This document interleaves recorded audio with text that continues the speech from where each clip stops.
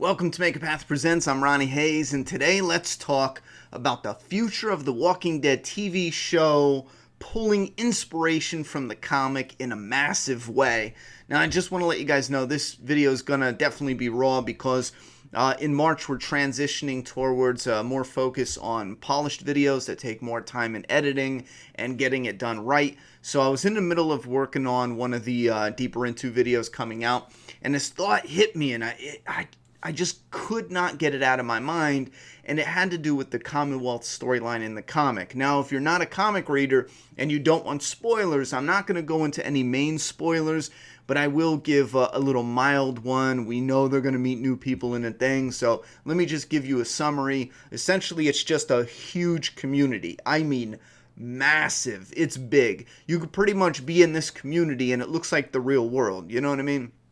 Not like Woodbury where it was like 2 streets or 3 streets. It's different between the novel version and I think it's a little bit bigger in the novel, but and they were expanding. But in Woodbury you saw gates and you saw the borders and stuff. But on those 2 main streets it looked pretty clean like a normal town. But anyway, this is massive. So you could be in it and it looks just like a normal community. Now I'm sitting there pondering, what in the hell is Kirkman doing with the Commonwealth for the comic, because the storyline just is going in too similar of a direction like Alexandria when we initially got there. We have the leader where in the show it was a female leader. In the comic it's actually a female leader as well. In the show she had kind of like snotty kids that would get in the way. In the comic it's identical. She has one snotty kid, he's getting in the way. It's just too similar. Even from comic to comic version comparison,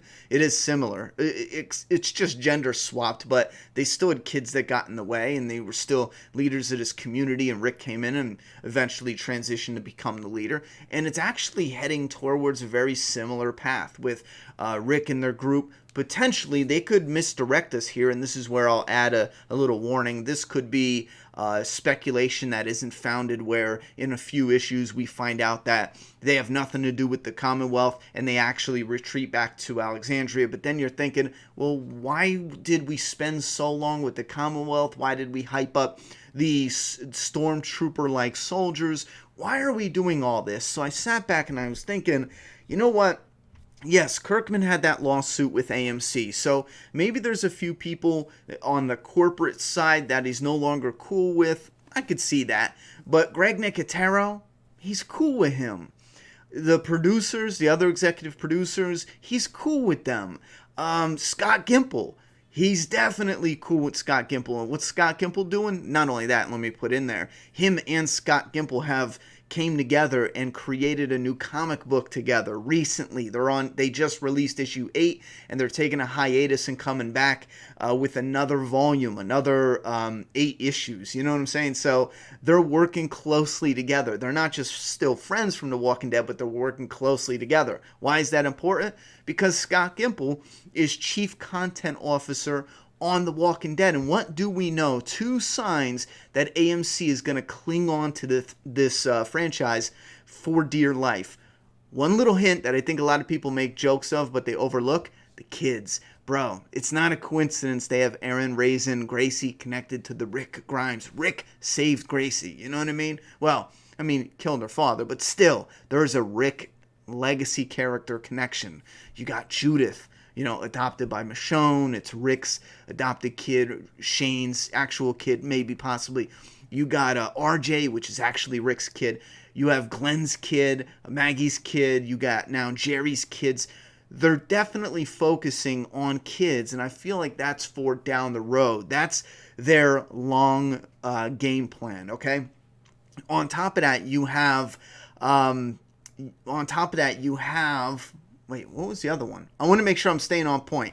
You got the little hint of the kids and AMC coming out. Yeah, excuse me a moment. I just want to make sure I don't miss this. But On top of that, you have AMC coming out saying, oh, no, no, no, trust me. We're in it for the long haul. We got 3 movies for Rick, a trilogy set of movies. We got maybe Michonne doing her own little thing and possibly backstory movies with Negan, Governor. We're in talks for as much as we can. Then they confirmed a spin-off movie. So the world of The Walking Dead, they're thinking 20 years. And this is from an article a few years back, and people were like, oh, that's crazy. Listen, whether you like it or not, whether you want to believe it or not, until this crashes, they are full steam ahead. They are doing it. You know what I mean? So then I'm thinking, okay, what do they benefit with this Commonwealth storyline? Now, keep in mind, Gimple could be talking to Kirkman about, yeah, you know, in the comic book, if we have a story that goes to this kind of place, it would make it a hell of a lot easier for us to shift some of the budget and do things around. Now we're going to take a break and look at some of the older stuff that I used to comment on quite frequently within the world of The Walking Dead, and that has to do with, you guessed it, the background. A lot of times, one of the techniques they used to use were tarps. Now, I'm sure there's 2 versions of this. If you go back and watch the episode where the Saviors, and specifically, you'll notice it once I say this, and then you go back and watch all the episodes, you'll notice it more and more. But when the Saviors and Morgan do the trade-off with the Kingdom people, you'll notice tarps in the background covering up potentially some stuff that they would need to cover up in CGI or cover up practically. Or it just helps to make the atmosphere look more littered, you know, more, more post-apocalyptic. So that's one thing that I've always paid attention to, because I always wondered, at what point in time did somebody run out to this parking lot when the world is falling down, everyone's turning into zombies, and they're like, we need to put tarps, not on top of us, you know, to protect us from the weather, rain, and shit like that, but on fences. At what point in time are they hiding from zombies and that was their master technique and they're all dead now because that was such a stupid technique?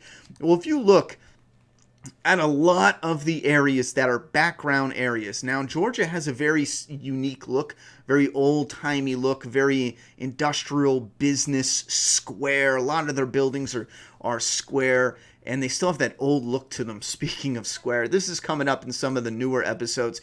But even when we get indoors on a lot of the episodes, it looks like a hoarder's house. And there's a reason for that. I think they are finding locations that are more industrial, less residential. Even when we showed up, I wonder if I have images. Yeah, this is probably like an old abandoned building that they, you know, made safe, made sure it was okay for filming, or a building that they're actually doing renovations in or work in, and they were able to get in there and wreck about, because then they could just clean it up and then rebuild whatever they were doing. You have like this. A lot of the backgrounds are different areas in Georgia that might be like, here's probably a residence. Maybe they did some little touch-up CGI here, but some of this is old factories, old shipping and receiving areas. We got a lot of highways, and there are a lot of highways and a lot of woods. I started, and I'll show you guys a Google Maps of Georgia just to give you an example, but we got a lot of the same highways too. I've even taken images for the deeper intos where we see in different seasons they're using the same highway, and even the same season, same episode, but different characters. You see the same tree formations, the same roadways, and the same this. They're just cleaning it up and then redirtying it with whatever that scene calls for, whether it's cars in a road or whether it's, you know, saviors that were attacked and we see the bodies strewn about.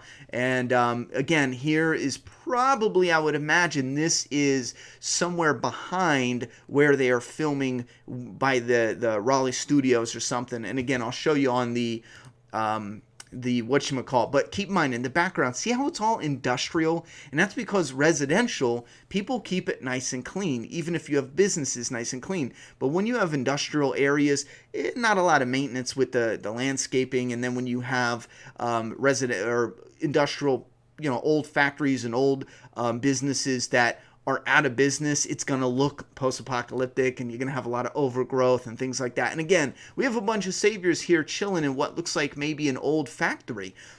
why wouldn't they be chilling in like an apartment complex or a row of apartments? Again, it's the scouting for areas that are affordable, that fit in the budget. Why are saviors crammed in a satellite station? I mean, what is the purpose of that? I tell you what, it looks cool, it does, but why? Why aren't they comfortably living in old apartments? And you know what I mean? And here's like, maybe this is an old out of business store right next to her. See how it's boarded up? I don't think people neatly boarded this up to keep zombies out. This is probably just an old, obviously, store that went out of business and they boarded it up so glass doesn't get everywhere and they get fines. And this right here, right off camera, is probably most likely, a lot of times when you see them filming right off camera, is perfect, clean society, modern day, the world how it is. Here's one of those streets that we see multiple times. It's like the same street. Even back here, now I will shut up and get to the point, but I want to make sure you guys know this very clearly. You look at the background and pay specific attention with what they need to do. One of the most important things when you're doing a post-apocalyptic, and probably one of the most expensive, is the background. Every time they show a wide shot and it's not close in or this, that, and a third, they need to dirty up where they're filming. They have to. It is post-apocalyptic. It would look silly. And I would imagine it's pretty much like a daunting task, and it's probably a decent chunk of the budget. Now, I'm assuming it's not like an overabundance amount of the budget, but for certain areas, like in Atlanta, we only see Atlanta a few times, CGI gets more expensive, and that's because there's more to do, there's more to dirty up, there's more this and this and this. It's not like finding a location that is a abandoned factory or something off of the outskirts of, you know, old roads that pretty much lead to nowhere. They only have that one place on it you can go and film in. So when they're filming in these bigger areas with more building and more people, more traffic, there's a lot more to do as far as dirtying it up. So I would imagine if Rick and gang, if the story leads them to abandon Alexandria, that whole setup, I never really understood how they were going to get that set up for the long term when they said 20 years, because where they film is still where people live, and there's all these horror stories about setting it up, diverting traffic, and all this other stuff. And the people there, for the most part, are really, really cool. I can't imagine anyone complaining, but hey, it is what it is. But if you take Rick and gang and they get introduced to this massive community, and then you shift the story out of Alexandria. Imagine in the comic book right now, everyone's kind of like, this Commonwealth story arc, I don't know about it. And then we're curious, the characters as well, they're investigating Commonwealth more and more. They let their guard down. Alexandria is hit by either a massive herd. We just had Eugene and his girlfriend, his new girlfriend, get caught up by a herd close to Alexandria. Maybe that's the beginnings of finally Alexandria being destroyed and taken out of the story, because Eugene made a mention recently about how they fought for Alexandria, and that was the moment that they knew they need to settle in and this, that, and the third. What if Alexandria is going to be replaced with Commonwealth? Now you would say, whoa, Ronnie, you're on drugs. Commonwealth is huge. It's huge, bro. You know what I'm saying? I'm not going to say it, but it's big. It would be more expensive, right? Well, maybe not. Because if they are filming now, if the story now takes place in a community that reminds you of the old world, what's one thing they don't got to do? Every time they got to film outside, unless it's in the woods or the side of a highway. Even with the highway, they're putting junk on the street, and you know what I mean?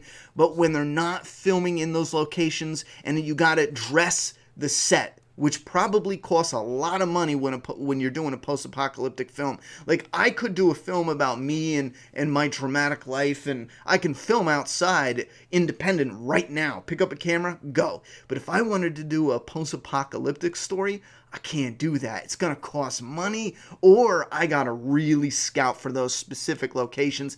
Then the story might be a little weird because my house might look like an old abandoned, you know what I mean? It's not going to have that same feel and this, that, and the third. It's going to be more difficult, more taxing. So every time you film out, if the story now centers around this bigger community for a bigger chunk, not just going out on runs or fighting, because you're still going to always have that. But the Commonwealth looks just like a regular place.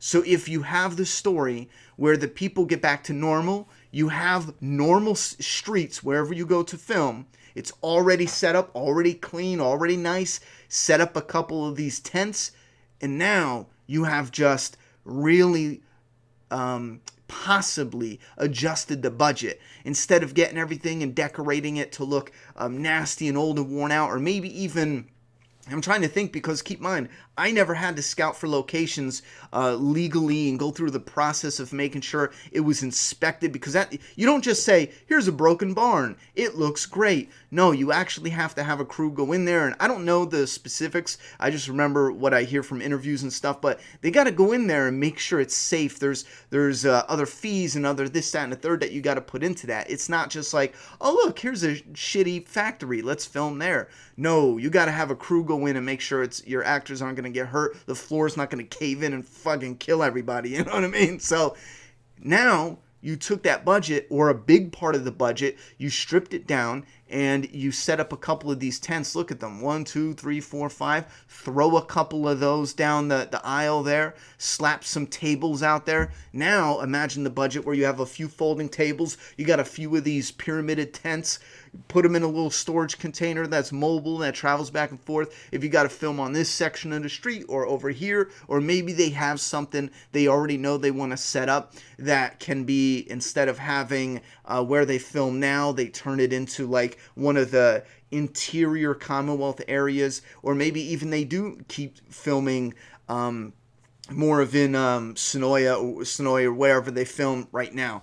Anyway, if you look at, let me pull this up. If you look at Google Maps, I thought this was neat. See, here's where they film. I was thinking maybe where it was all grown in, and no, there was 2 towers here. I never did this, to be honest. I always wanted to take a little road trip out there and do a little film road trip, but you can actually see the Raleigh studios and the junk pile on Google Maps. And I don't know why I never did it before. I'm assuming this is the lake where Aaron and Rick found the boat, and then they were being watched by the landfill people. But even if you go up here, where is it at? Yeah, even if you go up here a little bit, hey, look at that. It's the hilltop. I don't know why I get a kick out of that, but I get a kick out of that, yo.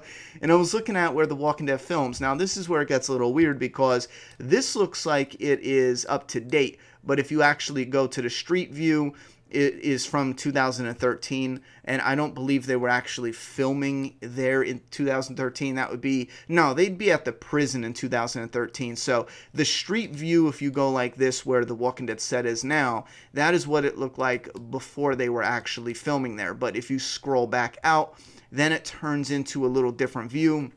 You see things placed differently, and there's this fence here and here going all the way around the property that's supposed to be Alexandria. And it's all on the Google Maps, and it makes sense when you back up and look at this area where they currently record. I mean, look at, or they film in this area right here.